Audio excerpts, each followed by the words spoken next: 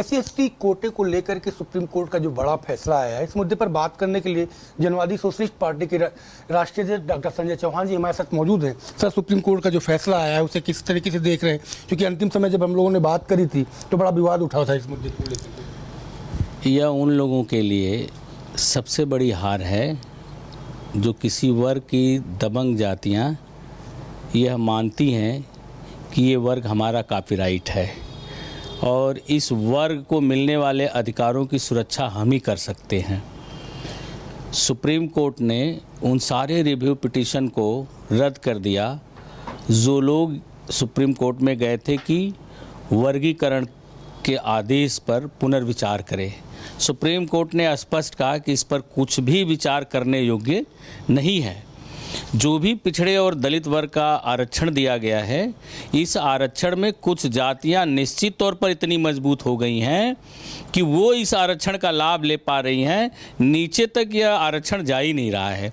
इसलिए वर्गीकरण जरूरी है और SC वर्ग में क्रीमी लेयर भी ज़रूरी है ताकि SC वर्ग में भी जो मजदूर अभी तक रह गया है उसके बेटा को भी शिक्षा और नौकरी में जाने का मौका मिल सके। एक बड़ा अजीब तरह का माहौल इस देश में OBC और SC की दबंग जातियों द्वारा पैदा किया जा रहा है कि अगर हम क्लास से निकल जाएंगे या हम तुम्हारे साथ नहीं हैं तो तुम्हारे ऊपर होने वाली जुल्म और जाति को लोग जुल्म और जाति बढ़ा देंगे। ये मैं उनको संदेश देना चाहता हूँ कि अति पिछड़ी जातियों पर सबसे ज़्यादा जुल्म और जाति BC की ही मजबूत जातियां करती रही हैं। इन्हीं के महत्वाकांक्षा का सबसे ज़्यादा शिकार इनके प्रशासन में रहे हैं, इनके शासन में रहे हैं, फिजिकली भी और शिक्षा और नौकरी के क्षेत्र में भी। तो अब तो आरक्षण का बंटवारा हो के रहेगा। मंडल का दौर आया, उससे बड़ा राजनीतिक परिवर्तन का दौर अब खड़ा होगा। उन जातियों को सशक्तिकरण करने के लिए जो जातियां आज तक राजनीति के दायरे में, विकास के दायरे में, शिक्षा और नौकरी के दायरे में छूट गई थी। हम लोग जैसे ही हमारी पार्टी का निर्माण ही अति पिछड़ों के अलग आरक्षण की मांग को लेकर के हुआ था, अति दलित के अलग आरक्षण की मांग को लेकर के हुआ था और हम लोगों की मांग के साथ हमेशा न्यायपालिका खड़ी रही है। 2013 में भी हाई कोर्ट ने कहा था, उत्तर प्रदेश के हाई कोर्ट ने कहा था कि OBC और SC में आने वाली वे जातियां, जो जातियां अपनी संख्या के अनुपात में ज़्यादा सरकारी नौकरियों में भागीदारी प्राप्त कर ली हैं, उन्हें अब रिजर्वेशन की क्या ज़रूरत है। उन्हें रिजर्वेशन से बाहर करके उन जातियों को मौका देना चाहिए जो जातियां अभी तक इस आरक्षण का फ़ायदा नहीं ले पा रही हैं।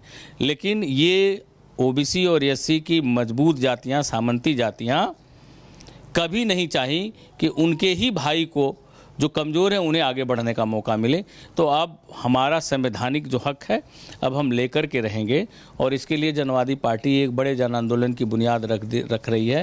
मैंने पिछले दिनों में भी आपसे कहा था कि हम लोग एक बड़ी पदयात्रा, एक बड़ा जन आंदोलन इस इशूज़ को लेकर के खड़ा करेंगे और उत्तर प्रदेश सरकार पर जन दबाव बनाएंगे कि वो जल्दी से जल्दी लागू करे, क्योंकि उत्तर प्रदेश सरकार राघवेंद्र कमेटी की रिपोर्ट भी मंगा ली है।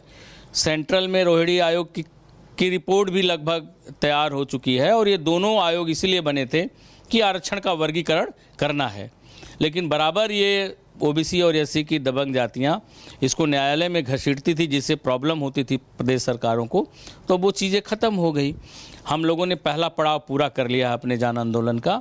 हमारा पहला लक्ष्य था कि अपने अति पिछड़े और दलित कम्युनिटी के कम से कम 500 लोगों का 2 दिन का प्रशिक्षण शिविर लगा करके जो प्रोविडेंट लीडर हैं अपने अपने कम्युनिटी का, अपने अपने समाज का, इन अति पिछड़े दलित वर्गों का और जनवादी पार्टी के जो मजबूत और जनाधार वाले नेता हैं उनको 2 दिन का प्रशिक्षण दे करके न्यायालय के आदेश को पूरी तरह से उन्हें बताना और इस आदेश को कैसे लागू करेंगे और कैसे जन आंदोलन को खड़ा करके सरकार पर जन दबाव करेंगे, इसकी पूरी रणनीति बनाना तो अब हम लोगों ने बना लिया है। अब पदयात्रा का दूसरा चरण हम लोगों ने शुरू कर दिया है और जल्द ही दूसरा चरण हमारा ख़त्म होने वाले हैं और तीसरे चरण में जब हम लोग उतरेंगे रोड पर तो हिंदुस्तान देखेगा कि पिछड़े जातियों में भी संगठन है, दलित जातियों में भी संगठन है और वो जनवादी पार्टी के नेतृत्व में अपने हक और अधिकार के लिए सड़क पर उतरी हैं और प्रदेश सरकार का यह दायित्व बनता है, मजबूरी बनती है कि वो इसे लागू करे।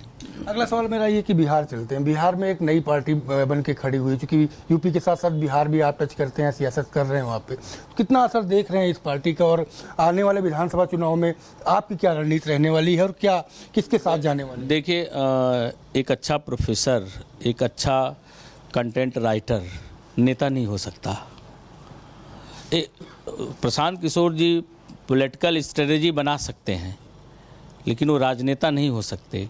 उनके पास कौन सा जनाधार है? सिर्फ बातों में बिहार के लोगों को कितना उलझा करके रख लेंगे? बातों से बिहार नहीं चलता है। बिहार ज्ञान की धरती रही है, बिहार विज्ञान की धरती रही है, और वो चाहते हैं कि लोगों को अपनी बातों में अपने बड़े लंबे लंबे ख्वाब दिखा करके हम खड़ा कर लेंगे तो बिहार के लोग इस झांसे में नहीं आने वाले हैं। आप आएगा रिजल्ट के बाद फिर आप अध्ययन करेंगे। बिहार का चुनाव तो बस एनडीए और इंडिया गठबंधन के बीच ही होने जा रहा है। कहीं दूर दूर तक कोई तीसरा विकल्प न बनने वाला है, न बन पाएंगे। उनके पास अपना खुद का कोई जनाधार नहीं है। जनवादी पार्टी मजबूती से, अभी हमारा सासाराम में 2 दिन का प्रशिक्षण शिविर हुआ। हम लोग एक बड़ी अतिपिछड़ा महापंचायत अक्टूबर में के लास्ट में कराने जा रहे हैं, और जनवादी पार्टी का एक मजबूत वोट बैंक वहाँ है। अगर हम बात कर रहे हैं तो हमारा एक वोट बैंक है, हमारी कम्युनिटी का एक स्ट्रेंथ है वहाँ पर, जो जनवादी के साथ खड़ी है। उनकी खुद की कम्युनिटी उनके साथ नहीं खड़ी है और उसकी कोई स्ट्रेंथ भी नहीं है। तो वो जो उम्मीदवार जुड़ रहे हैं, जो उम्मीदवार साथ खड़े हैं, या जो लोग आज साथ खड़े होंगे, उनको वो क्या देंगे? हमारे पार्टी से तो जो भी लड़ेगा तो कम से कम उसे तो है कि हर विधानसभा में हमें 10,000 वोट मिल जाएगा, ये पार्टी का वोट है। उनके पास तो वो भी स्ट्रेंथ नहीं है। और बिहार की जनता 2 ध्रुव में है, या तो इंडिया गठबंधन के साथ है या तो इंडिया गठबंधन के साथ है। इस बीच में अगर वो लड़ना चाह रहे हैं तो लड़ेंगे। उनके पास पैसा है, संसाधन है, व्यवस्था है, पैसा बहुत कमा लिए हैं, और जो कुछ भी आपको दिख रहा है वो सब पैसा दिख रहा है। पैसे से भीड़ लाई जा रही है। कहीं कुछ इस तरह का नहीं है कि बिहार की जनता उनके साथ खड़ी है। अंतिम सवाल मेरा कि अब चूंकि एनडीए के साथ आप जा रहे हैं, तो यूपी में उपचुनाव होना है विधानसभा के, तो क्या सीटों को मांगेंगे और आगे की रणनीति? बिहार के विधानसभाओं के जो भी सीटों पर उपचुनाव होने वाले हैं, उन किसी सीट पर हमारी मजबूत इतनी स्ट्रेंथ नहीं है कि हम अपने पार्टी से लड़ा करके और भाजपा का समर्थन लेकर के हम सीट जीत सकते हैं। हमारी जो स्ट्रेंथ है, हमारी जो मजबूती है, हम यथार्थ पर भरोसा करते हैं। हम हवा में कोई पुल नहीं बनाते हैं। हम सीटें जो बीजेपी लड़ रही है, हम उसके सहयोगी के रूप में उसको प्लस कर सकते हैं। हम खुद लड़ करके बहुत कुछ गेन नहीं कर सकते उन सीटों पर, जो सीटों पर अभी चुनाव चल रहा है। और निश्चित तौर पर भारतीय जनता पार्टी के साथ प्रदेश की जनता है, और उपचुनाव में भारतीय जनता पार्टी ज़्यादा से ज़्यादा सीटों को जीतेगी।